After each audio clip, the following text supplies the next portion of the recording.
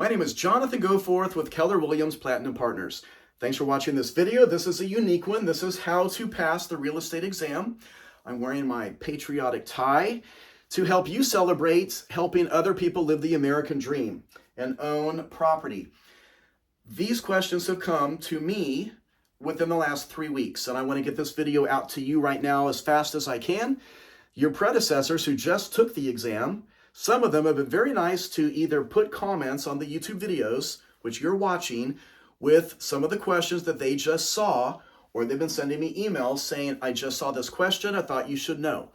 I put all those together. That's what this video is. These are questions that you need to know. So yeah, please subscribe, give this video a like, and let's get you to pass the real estate exam. As we get started on these questions are good for all 50 states. And it's been asked of me by a few people who would like to listen to these videos while they are driving. So if you want to just listen to this while you're driving, I am going to read each question twice. Then I'm going to read the answer choices. And then I'm going to explain the answer. So that's the format I'm going to do on these very special questions. Number one, regarding antitrust laws, which action can be legally performed by a licensed real estate agent? Price fixing, dividing territories, selling a property that you have listed to a buyer who lives in a different state, or conspiracy to boycott. So again, regarding antitrust laws, which action can be legally performed by a licensed real estate agent? Price fixing, dividing territories, selling a property you have listed to a buyer who lives in a different state, or conspiracy to boycott. So this question in particular, I have a feeling you're going to see probably within real estate exams in probably all 50 states over the next year or two. Because if you're following real estate news, you know that within the last few weeks, NAR and some of the biggest brokerages were sued and lost this lawsuit, partially over price fixing. And so our world of real estate is changing throughout the rest of 2024. And so let's talk about this answer. Your answer is C. So which action can be legally performed by a licensed real estate agent? Well, C, you can sell a property you have listed to a buyer who lives in a different state. You can do that, and that's commonly done, especially in areas where there's a lot of tourism or real estate investing, like Florida. You have a lot of people buying beach condos, but they don't live in Florida. It's a second residence. But these other three, A, you cannot do price fixing. B is the one that's commonly picked, which is wrong. Dividing territories. What is dividing territories? That is where you have in your city, let's say you've got two brokerages, and they decide not to compete against each other, and they are going to split the east and the west down Main Street. And one broker gets one side and the other gets the other side, and they're going to divide the territory so they no longer compete against each other. And that is a violation of the antitrust laws. You cannot divide territories. And then D, here's where D is going to come into play over the next year. Let's say because of these changes due to NAR and MLS not being able to offer a buyer's agent compensation, you could see a discount broker enter into your market, and you cannot commit D, which says conspiracy to boycott. You cannot do that. You might want to joke around about it, and you might hear other people in your office joking around. Well, if we get any discount brokers in our city, we're not going to co-op with them. And that's conspiracy to boycott, and that's a crime. That's a violation of antitrust laws. So don't even joke around about that. That's why you're going to see that question on a lot of real estate exams. And that's why somebody just sent it to me. They just saw it within the last 3 weeks. Number 2, the following are characteristics of land, except A, the permanence of investment, B, it's immovable, C, it's improvable, or D, movable. Again, the following are characteristics of land, except, and the answer is D, movable. All of those are characteristics of land. It's the permanence of investment. It's immovable. It's improvable, means you can put a house on it, but it is not movable. People miss this one. It seems like kind of an obvious one, but people will pick it is immovable. They'll pick B because they think there are 2 other vocabulary words that let's talk about. You can get some more questions correct out of this one. Erosion is the slow process of removing land.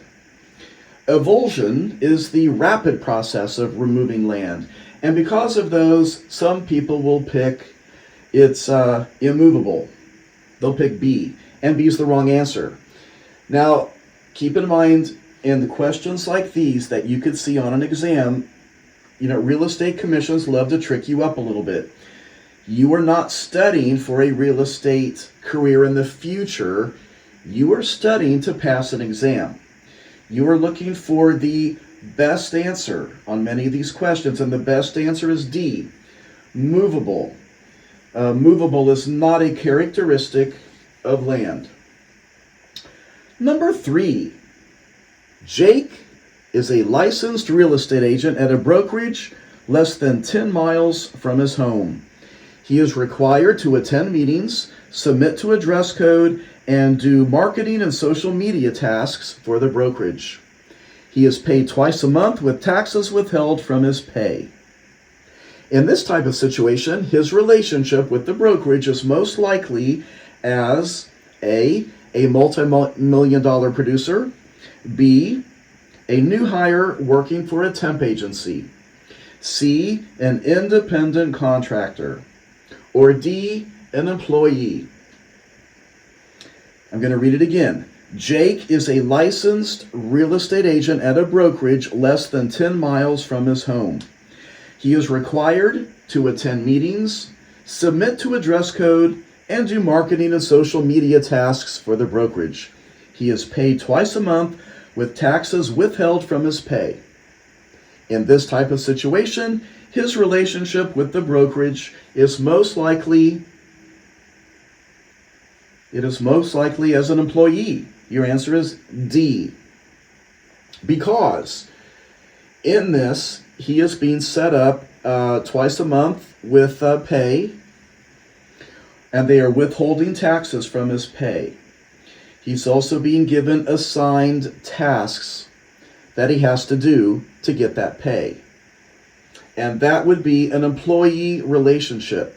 Now, most real estate agents, most of you about to pass the real estate exam, you're going to be C, an independent contractor. That's what I am. I am self-employed. I am not an employee of my broker. But in this example, your answer is D.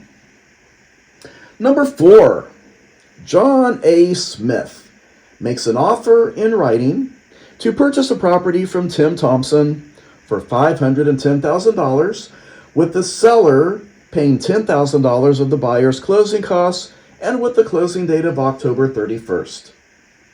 Tim signs an acceptance with the provision that the closing be on November 7th.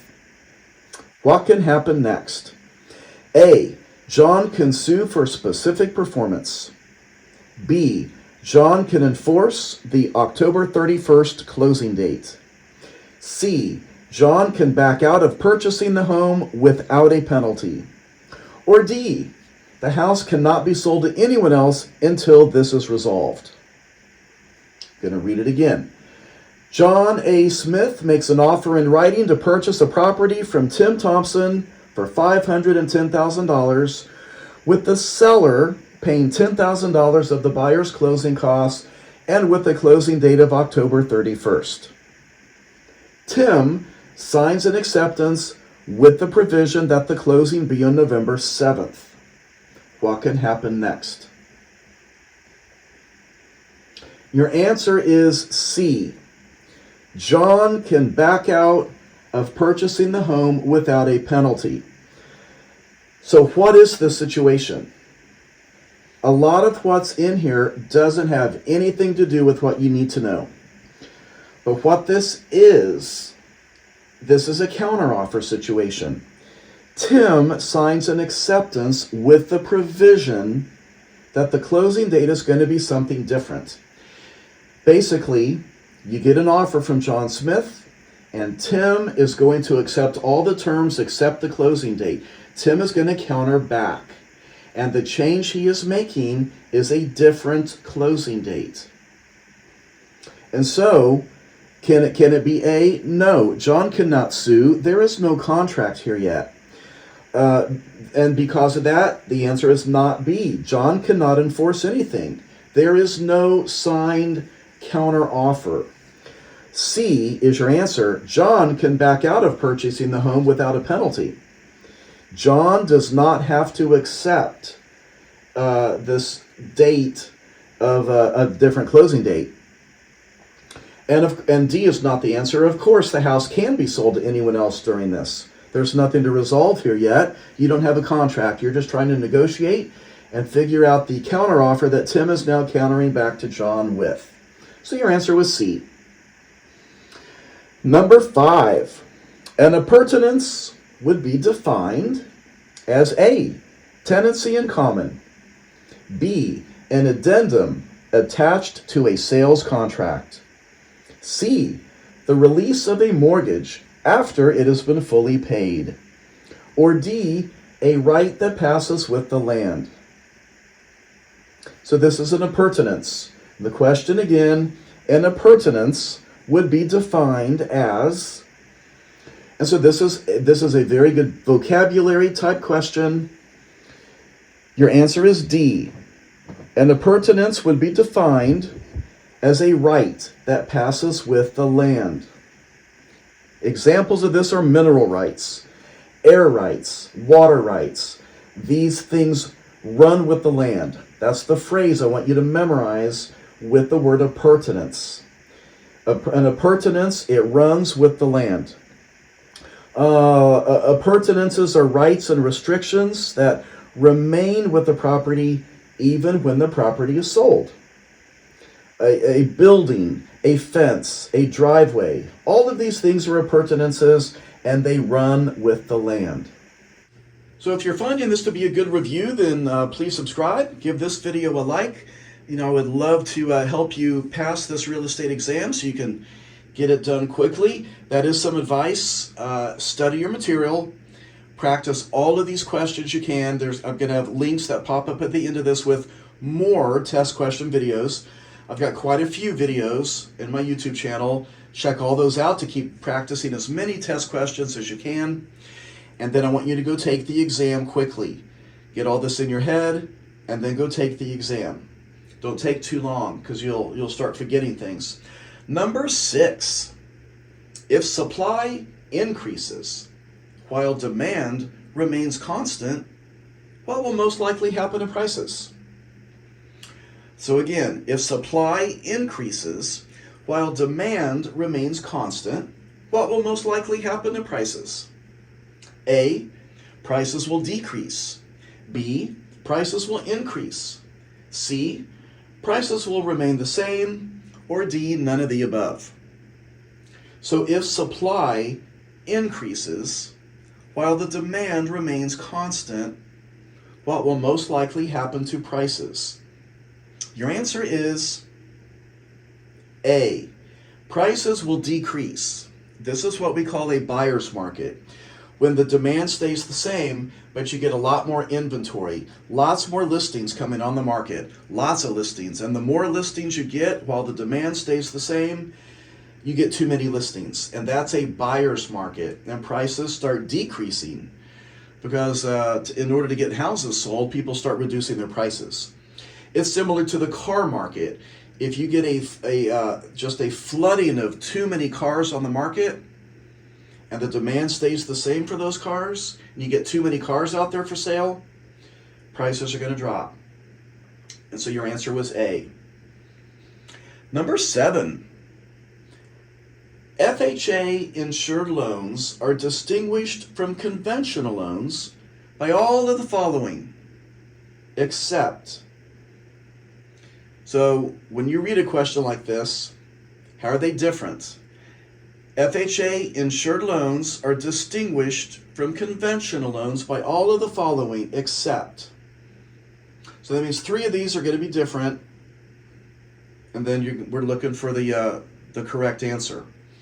A, interest rates on FHA loans are generally lower than those on conventional loans. B, FHA loans generally provide for a longer repayment period.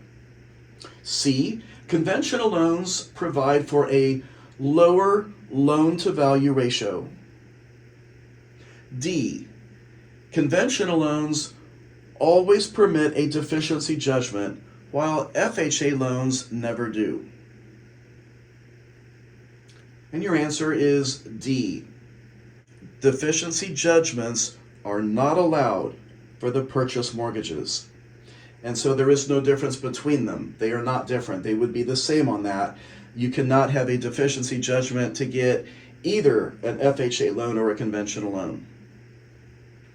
Number 8. This refers to the concept of ownership rights. This is a question you really need to be familiar with, because you can get hit with this type of question in 2 different ways, and you may see something like this in 2 different ways. So this one question could get you 2 different answers correct. So again, this refers to the concept of ownership rights. A, the deed. B, a fully executed sales contract. C, the title. Or D, the settlement statement. So which of those refers to the concept of ownership rights? So I'm going to teach you the difference between, let's get rid of 2 of these. This is a good test-taking strategy. If you really have no idea which one is the correct answer, let's try to eliminate one that you know would be wrong. So this refers to the concept of ownership rights. It's not B. It has nothing to do with a sales contract.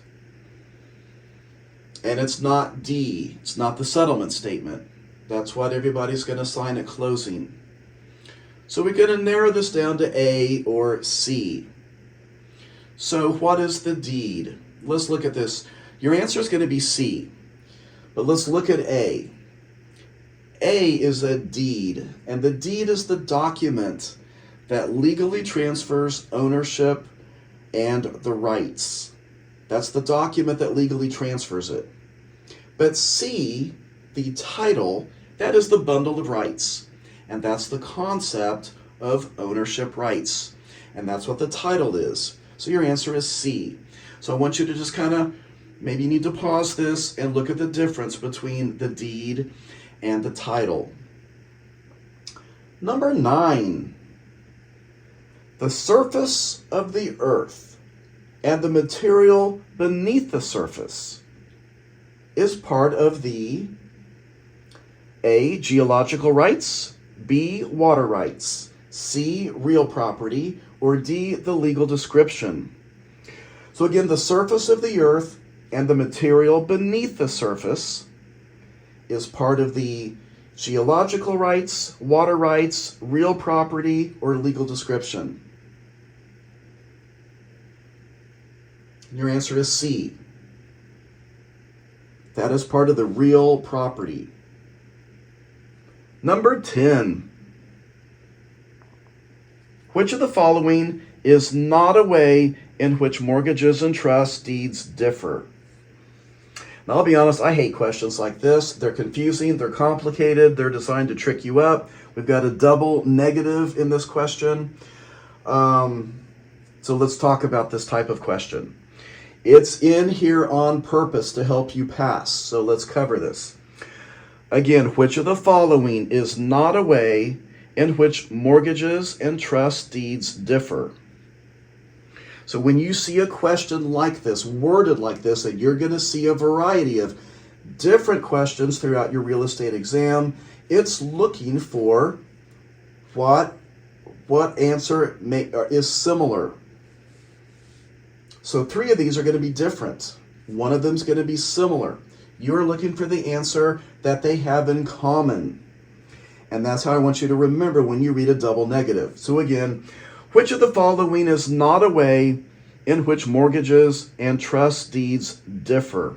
A, statute of limitations. B, securities. C, the title. Or D, ownership. Your answer is B, securities.